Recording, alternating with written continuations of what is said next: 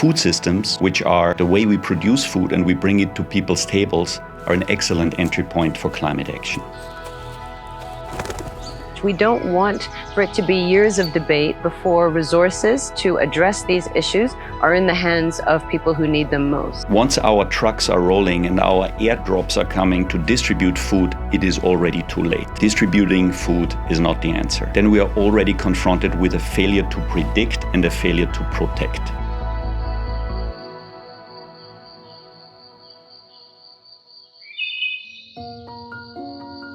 Have you ever asked yourself, how does climate change actually affect me?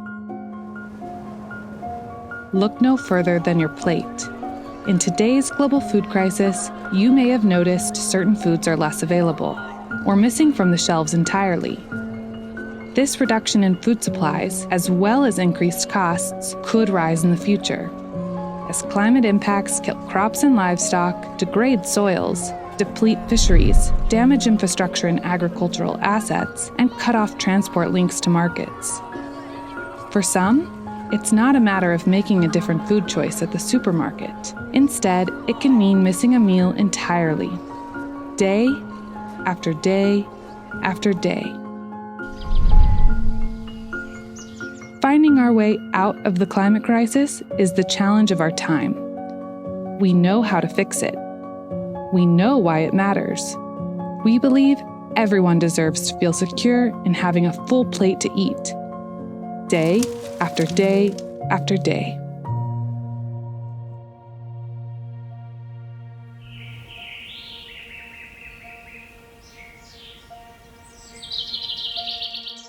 Every inhabited region of the world is experiencing the effects of the climate crisis, but not everyone is experiencing it in the same way. Vulnerable countries and communities are already suffering. These are often communities who contribute the least to the climate crisis, and now bear the brunt of impacts, with limited ways to adapt. This is climate injustice. In fragile settings and places affected by conflict, extreme weather events affect 3 times as many more people than in other countries. At the same time, climate extremes exacerbate conflicts and social tensions as people compete for scarce resources.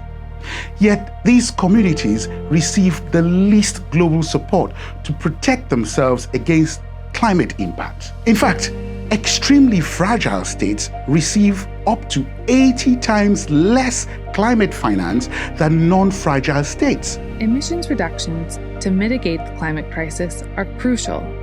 But we can't wait for this. We must enable communities on the front lines to adapt to the worsening impacts of the crisis. And at the World Food Programme, we do.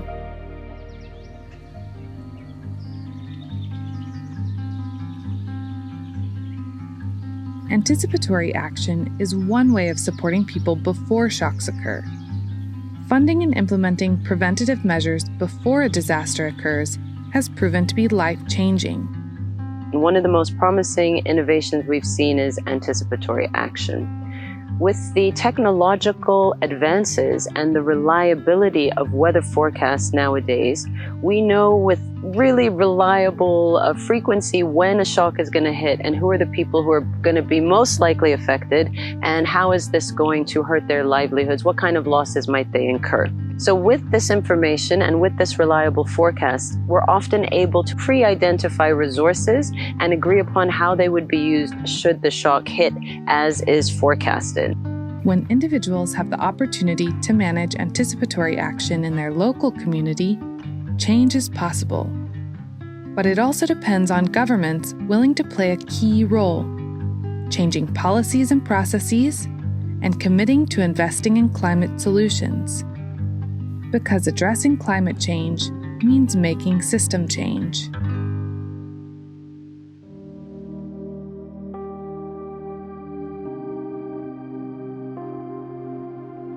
Smallholder farmers across the world are highly vulnerable to climate-related risks, such as droughts or floods and storms. With very limited access to the risk financing tools and services that can provide protection from resulting financial losses.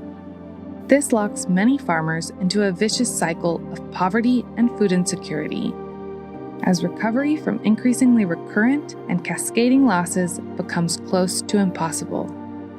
WFP works with communities and governments to use a range of tools to protect communities from the impacts of these shocks. Some of these might be instruments such as microinsurance that WFP aggregates and pays the premium for on behalf of farmers. It might be anticipatory action that will allow WFP and others to respond much faster in a much more targeted way. Right now, the activities required to produce, process, and transport food to our tables are neither equitable nor sustainable. The strength of our food systems is further tested in the face of climate impacts. Protection against such risks can help in the short and long term. WFP's Food Assistance for Assets initiative addresses immediate food needs through cash, vouchers, or food transfers, while at the same time it promotes the building or rehabilitation of assets that will improve long-term food security and resilience. These activities aim to create healthier natural environments, reduce the risks and impact of climate and other shocks, increase food productivity, and strengthen resilience to disasters over time.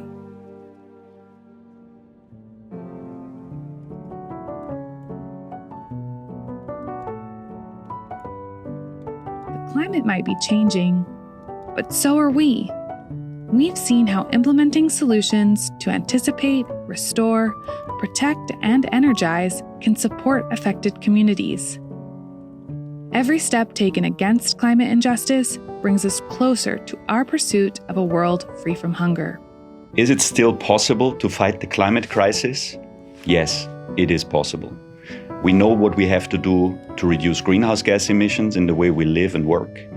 We know how to adapt to the impacts of the climate crisis and to manage climate risk, but we need the institutional incentives, the processes, the political will to do this globally and at scale. So, scaling up climate protection and strengthening local systems in fragile contexts means we can protect communities, promote peace, and reduce humanitarian needs. Communities in fragile settings need our help now more than ever to protect their livelihoods and food security from predictable climate impacts. As a global community, we are only as safe as our most vulnerable members. If we manage to de-risk food systems and protect the most vulnerable, then we will be able to stem the tide of global hunger.